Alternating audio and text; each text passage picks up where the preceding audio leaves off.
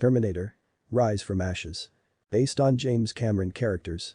Night, among war-scarred and decaying buildings, survivors are confronted by equally scrappy fighting men numbering several, only one is unarmed. The building is dimly lit with fire lamps, dirty and unkept. The atmosphere grim and desperate. The men want food. A male, middle-aged representative of the civilian survivors asserts that it'd kill them as Terminators would. An armed man reiterates what was said, our people have gone without food, dying slowly. There can be no resistance to the machines without it. You're not even asking for part, but all. The silence. The representative takes the turn to reiterate what doesn't have to be said and in front your eyes. Referring to his people's state. Don't get us wrong. Want the metal bastards gone even more than you do, still we are at least alive. An uncertain victory can't be called that if you have to kill the people you want to save. The unarmed man speaks, clearly gives off a leader's aura. His face has a scar running down it. At the risk of the enemy knowing that a mission to assault a camp is coming, spare a thought for lives that will be saved once the war is won. He's not proud of what sacrifices must be committed. The representative is unyielding, knowing he can't resist, bitingly says addressing the man directly isn't a difference from death by Terminator and robbing food out the mouths of women and children, John Connor. Outside are hundreds more men in groups milling around. Ragged, cold, starved. Connor's army. The food consisted of grown plants and rats because plants weren't in adequate supply. So the rodents were raised to make up the difference. 1997 The Cyberdyne Systems company built computer Skynet launched a nuclear holocaust, judging all humans as a threat when they tried shutting it down. 3 billion died on what's called Judgment Day. Skynet, which controls machines as its extension, continues a genocidal quest to destroy humankind into the 21st century.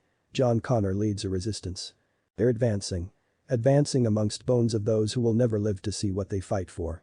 Thousands of bones litter the landscape or remained where they died in vehicles. John's fighters are on foot trotting quickly toward the camp in the distance. Foreboding call to them. The searchlights of the facility sweep surroundings. Terminators employ infrared. Lights are psychological. From outside human prisoners and machine are seen. Fleshless metallic humanoid T-800 serve as guards, laser rifles in hand, electronic eyes a red glow. Inside, the masses of humans RF new arrivals laser imprinted a barcode on their arm, more escorted by other T-800s, to stand in platforms in groups of 20 side by side. Awaiting is a setup rig pointing a laser beam weapon down at each forehead.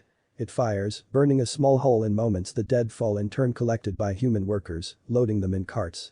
Skynet operated these camps for orderly disposal. Outside John is with some of the men. The distance was covered by now.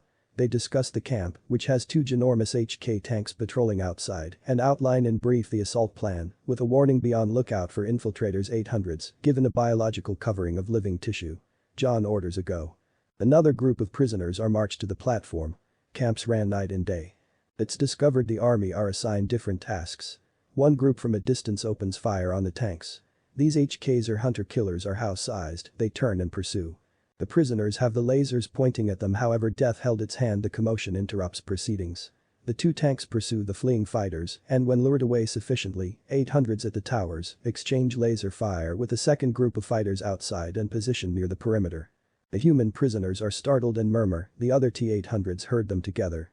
John and yet a third group are working their way through an underground tunnel. Meanwhile the HKs are searching, laser arms blasting away, treads crunching human skulls littering the ground. Suddenly hidden fighters toss a canister bomb for each, landing beside the gigantic machines, detonate, stopping the destroyed vehicles in their tracks. The exchange of fire rages at the camp perimeter. Elsewhere the tunnel entrance's cover is raised by a soldier. They were in the camp and unseen. No time to lose, John and his soldiers climb out, the fighters come round the corner when least expected. John gesticulates, urging the soldiers forward. The 800s are fired on with laser rifles and 20th century guns. Scavenging is a priceless means of arms. The resistance are bereft of the technological might the machines possess. Panicked, prisoners scatter and scream.